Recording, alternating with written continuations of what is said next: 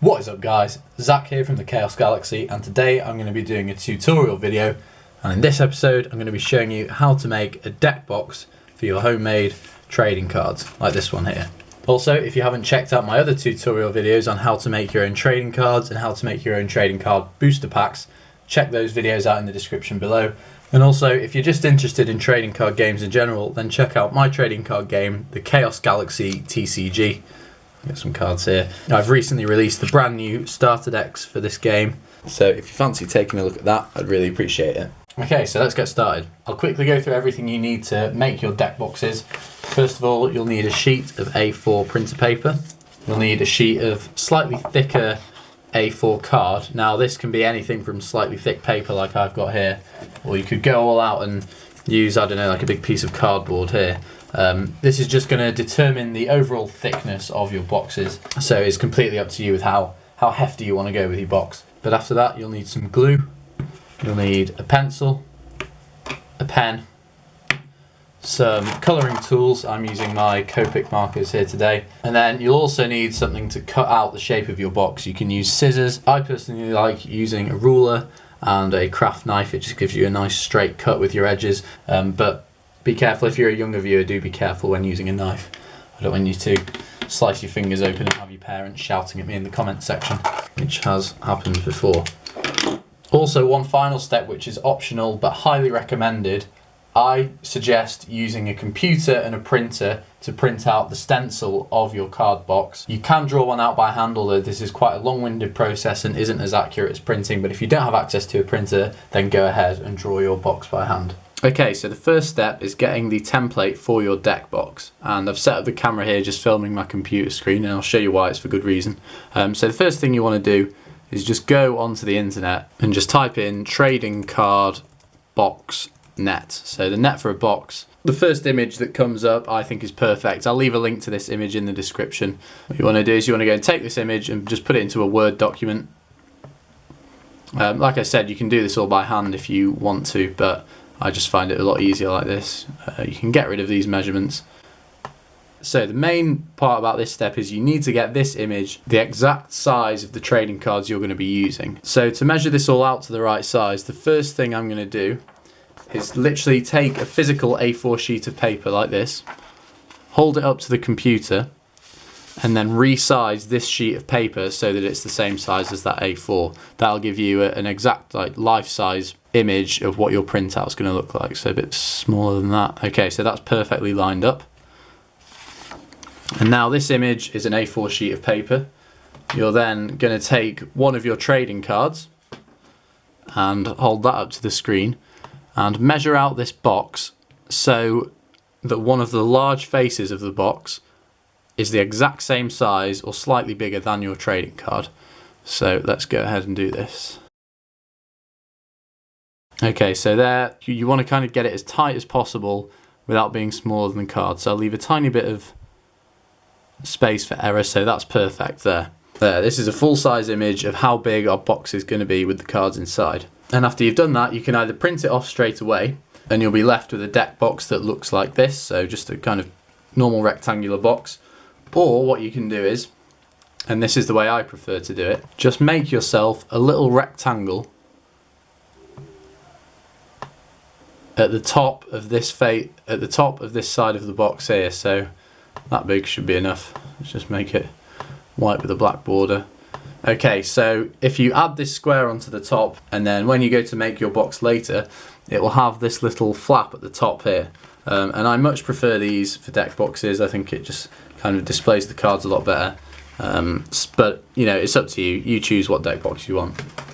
So after that, we're going to go ahead and print this off on our A4 sheet of paper. So step 2, you'll need to get ready your thicker piece of card. And what you're going to do is take this image, flip it over so you're on the back of it, and then glue all over this sheet of paper. Well, really, you only need to glue around this kind of outlining shape on the back of the image, but kind of the more glue the better. You don't want your box to come apart into different layers halfway through.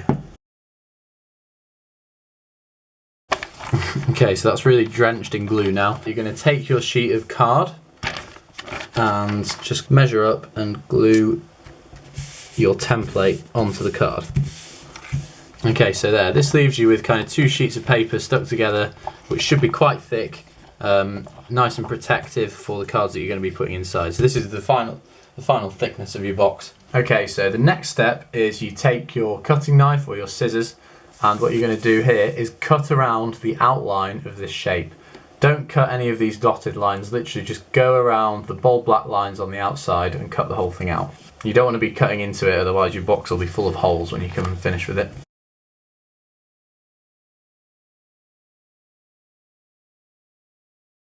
So now that you've cut out the outline shape, you're just going to make a few slits into these solid black lines here, here, here and here.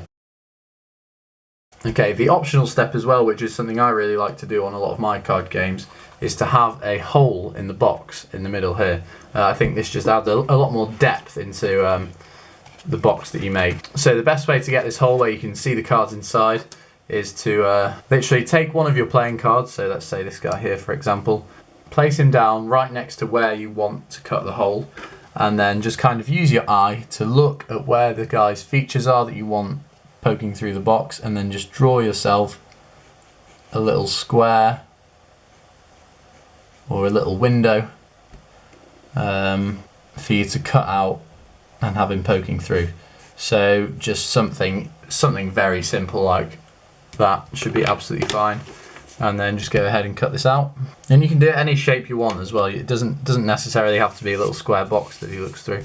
Okay, and then once you've made the cuts, just pop the hole out like this. This step it is a lot easier with a cutting knife. Using a pair of scissors I definitely wouldn't recommend. You end up looking quite scruffy. Although cutting knives should, my one's quite blunt, cutting knife should give you a nice clean cut. So now we are up to this stage. It's time to get to the fun part, which is drawing the artwork of your box. And the best way to do this, I find, is to flip the box over so you've not got all these printed out marks on the back, and just write very faintly which part of the box is which, so you don't forget. So this with the window in is going to be the front. This area here is going to be the back. I'm writing this very faintly on in pencil so I can rub it out when I go to draw on my artwork. This is going to be a side, top, bottom, and then this is going to be the, I don't know what to call this, the top flap. Okay, so once you've drawn those on, and you can kind of remember which part's which, you're going to get to the funnest part of this process, which is drawing your artwork. So obviously draw whatever you want, but I've done a quick speed art that I just kind of thought of on the spot for a fire themed deck box, which I'm going to draw out for you now.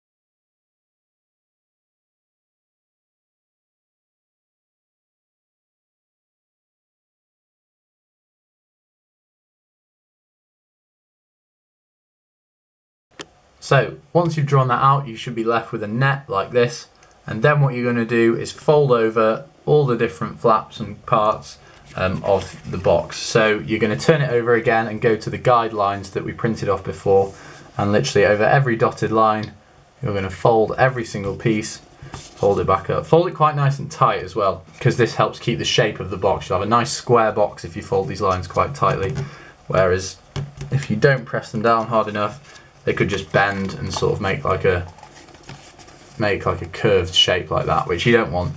So really going quite hard on them. I've already done these previously, but it is best to kind of, if you want them really precise, use a ruler like this, line them up, and then fold upwards like that. It gives you just a nice clean fold rather than just doing it with your fingers.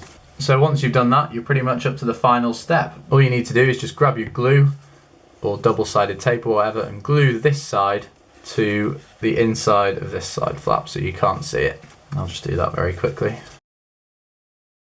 Try and line it up and have them sit inside each other as snug as possible. And just press them down for a few seconds and your glue should be done. What you can also do, this is optional, I quite like doing this, is also glue the base flap here to the inside of the box up there. It just means your cards won't fall out the bottom. They shouldn't do anyway, but it just makes them a bit more secure. Okay. But once you've done that, what you need to do is take this tall flap at the top, just literally fold it in half and push it back over itself and into the box. And there, once you've done that, you should have a fully structured deck box. And you're ready to go. But just one tip, just think when you're doing the artwork, think about continuity. And what I mean by that is, so this is a fire themed deck, make sure you have kind of little features on it, the way the text's done and stuff, that you can follow through onto other deck boxes you make. So this is a fire themed box. However, the same kind of template could easily be used to make a water deck box. So could replace this little fireball here with a water droplet, maybe draw this red part as like an island and then have all sea around it, which goes onto the sides of the boxes. And just think about little things like that when you're making your deck box. It's things that come with practice as you make more and more trading card games, but it really does make a difference and makes people want to kind of collect them all as a like a family of items.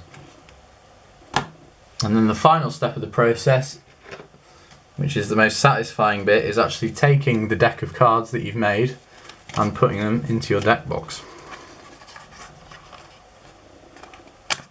So you can just open up the top flap there.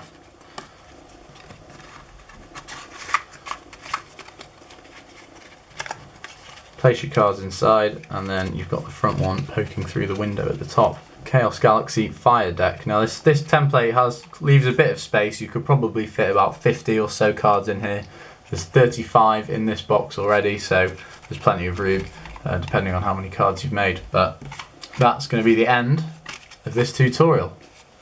Apart from that though, check out my other tutorials on how to make your own trading card packs and how to make your own actual cards. Also, check out my trading card game, the Chaos Galaxy. Really appreciate people supporting the channel by getting their hands on some cards, so there'll be a link to the online description where you can get the 2 new starter decks for the Forest Planet of Gaios and the Desert Planet of Barrow. Apart from that, please like, comment, subscribe, follow me on Instagram, and I'll see you guys next time. Bye.